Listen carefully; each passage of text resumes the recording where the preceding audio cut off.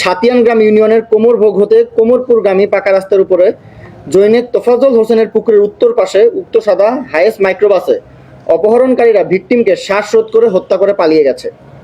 উক্ত স্থানে গিয়ে দেখা যায় ভিকটিমের নাকে মুখে সাদা স্কচ টেপ লাগানো এবং ভিকটিম শোয়ানো অবস্থায় আছে, তার দুই হাত উপরের দিকে দেয়া এবং তার নাক দিয়েও সামান্য রক্ত বের হচ্ছিল। সেই সময় গত 22/12/2025 তারিখের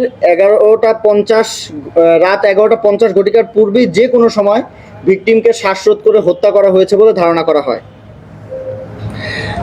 উক্ত সংবাদ পেয়ে ঘটনাস্থলে পুলিশ এসে ভিকটিমের লাশের সুরতহাল প্রস্তুত করে এবং ময়না তদন্তের জন্য বগুড়ার শহীদ জিয়াউর রহমান মেডিকেল কলেজ হাসপাতালে প্রেরণ করে।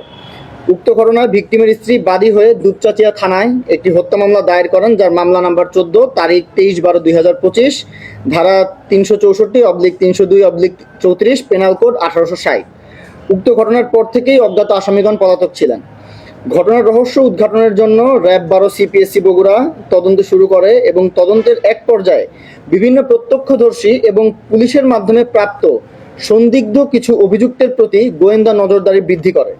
এরই ধারাবাহিকতায় গোয়েন্দা তথ্যের ভিত্তিতে 28/12/2025 তারিখে আনুমানিক রাত 10:45 র্যাব 12 সিপিএসসি বগুড়া এবং র্যাব 1 সিপিএসসি 2 উত্তরার একটি চৌকস যৌথ অভিযানিক দল গাজীপুর জেলার টঙ্গী পূর্ব থানাধীন স্টেশন রোড এলাকায় অভিযান পরিচালনা করে উক্ত মামলার তদন্তে প্রাপ্ত অন্যতম প্রধান অভিযুক্ত মোহাম্মদ মুক্তার হোসেন, পিতা মোহাম্মদ আহাদ আলী, মাতা মৃত আকলিমা বেগম, ঠিকানা কনকাই, থানা দুপচাঁচিয়া, জেলা বগুড়াকে গ্রেপ্তার করতে সক্ষম হয়।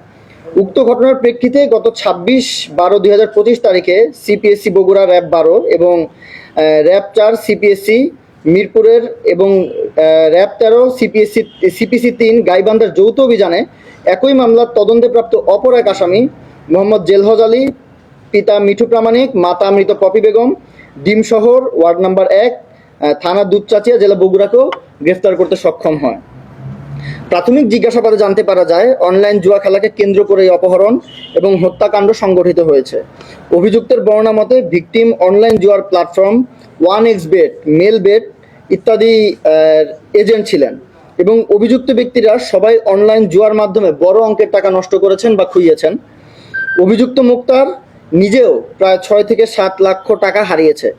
অতঃপর তাদের সেই গ্রুপটা ভিকটিমকে চাপ প্রয়োগ করার মাধ্যমে উক্ত 1xBet বা মেলবেটের এজেন্টশিপ তাদের কাছে নেয়ার পরিকল্পনা করে এবং সেই পরিকল্পনা মোতাবেক তারা ভিকটিমকে অপহরণ করে এবং অপহরণের এক পর্যায়ে নাকে মুখে স্কচ টেপ পেঁচিয়ে শ্বাসরোধ করে হত্যা করে। গ্রেপ্তারকৃত আসামিকে পরবর্তী আইনানুগ ব্যবস্থা গ্রহণের নিমিত্তে বগুড়া জেলার দুপচাঁচিয়া থানায় হস্তান্তর করার কার্যক্রম প্রক্রিয়াধীন আছে। র্যাবের এই ধরনের অভিযান চলমান থাকবে এবং ভবিষ্যতে আরও জোরদার করা হবে। আইন শৃঙ্খলা বাহিনীর এই ধরনের তৎপরতা বাংলাদেশকে একটি অপরাধমুক্ত দেশ হিসেবে গড়ে তুলতে পারবে বলে আমরা দৃঢ়ভাবে বিশ্বাস করি।